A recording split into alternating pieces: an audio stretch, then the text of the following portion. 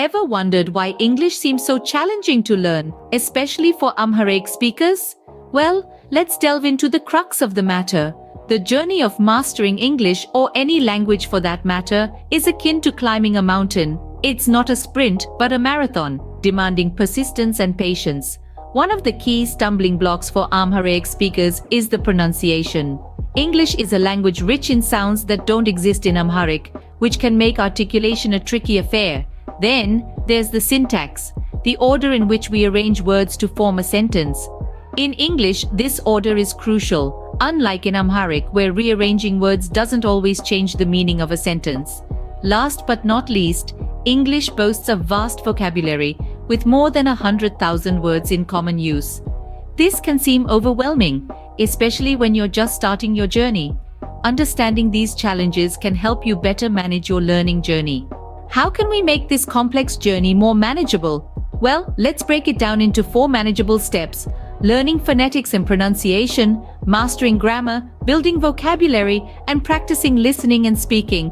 Firstly, phonetics and pronunciation are the building blocks of any language. These are the sounds that form words, and understanding them is crucial. English, like any language, has its unique set of sounds. Mastering these sounds and knowing how to shape them with your mouth can make the difference between being understood or not. It's like learning to play an instrument. You have to know how to produce the right notes before you can play a melody. Next, we move on to grammar. Now, I know what you're thinking. Grammar can seem daunting, but it's really the glue that holds the language together. Learning the rules and structure of English gives your sentences meaning and clarity. Think of it like the blueprint of a building. You can have all the bricks in the world, but without a blueprint, you won't be able to construct anything meaningful. The third step is building vocabulary. As you progress, you'll want to expand your word bank. Knowing more words allows you to express complex thoughts and ideas. It's like adding more colors to your palette. The more colors you have, the more vivid and detailed your painting can be. Finally, we have listening and speaking. This is where everything comes together. Listening helps you understand how words and sounds are used in context. Speaking, on the other hand, is the culmination of all your hard work. It's the moment you get to use all the tools you've gathered to communicate effectively. It's like rehearsing a play. You learn your lines, your cues, your movements, and then you perform.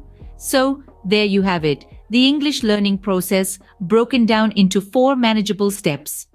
Remember, learning a language is a journey, not a race. It's okay to take your time and move at your own pace.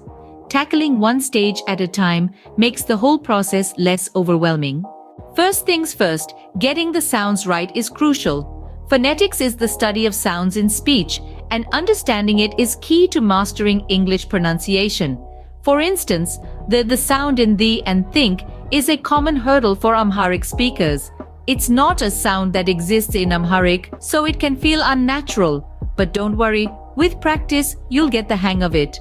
Try placing your tongue between your teeth and blowing air gently. Another tricky sound is the English R. Unlike the rolled R in Amharic, the English R is smoother and less pronounced. Try to avoid rolling your tongue when saying words like right or river. And then there's the V sound, which doesn't exist in Amharic. Practice it by pressing your upper front teeth lightly against your lower lip and blowing air. Remember, practice makes perfect when it comes to pronunciation. Once you have a handle on pronunciation, it's time to tackle grammar. Grammar is the skeletal framework of any language. It allows us to construct sentences in a way that makes sense. It's what gives words their order, and without it, we'd be left with a jumbled mess of vocabulary. For Amharic speakers, English grammar might present unique challenges. For instance, the use of prepositions or the structure of sentences might seem different. But don't be disheartened. Here's a tip: make use of grammar books and online resources. They can provide explanations, examples, and exercises to help you get a better grasp. Also, practice writing and speaking in English regularly, as it allows you to apply what you have learned. Remember, learning grammar is a process. It might seem complex at first, but with persistent effort, you'll get the hang of it. Understanding grammar rules will help you structure your sentences correctly. With pronunciation and grammar under control, let's focus on vocabulary. Vocabulary is the backbone of any language. It's like a painter's palette. The broader it is, the more colorful and vibrant your language painting becomes. And in English, there's no end to the number of words you can learn. Let's talk about strategies to expand your vocabulary. One effective way is to use new words in sentences. This helps to cement the word and its meaning in your mind.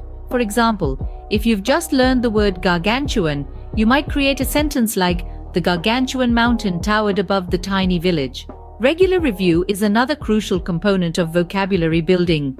This could be revisiting a list of new words every few days or using flashcards to keep them fresh in your memory. Remember, it's not about how many words you know, but how well you can use them. A broad vocabulary will allow you to express yourself more accurately. Finally, don't forget to practice listening and speaking. These are the two pillars that will fortify your English language skills. Listening enables you to understand different accents, tones, and speech speeds, while speaking helps you express your thoughts and ideas confidently. To improve these skills, immerse yourself in English. Watch movies, listen to podcasts, or tune into English radio stations. This not only enhances your listening skills, but also introduces you to new vocabulary and expressions. Don't shy away from speaking English either. Engage in conversations, join an English-speaking club, or practice with a language learning app. Remember, it's perfectly okay to make mistakes. They're part of the learning process. The more you speak, the better you'll get.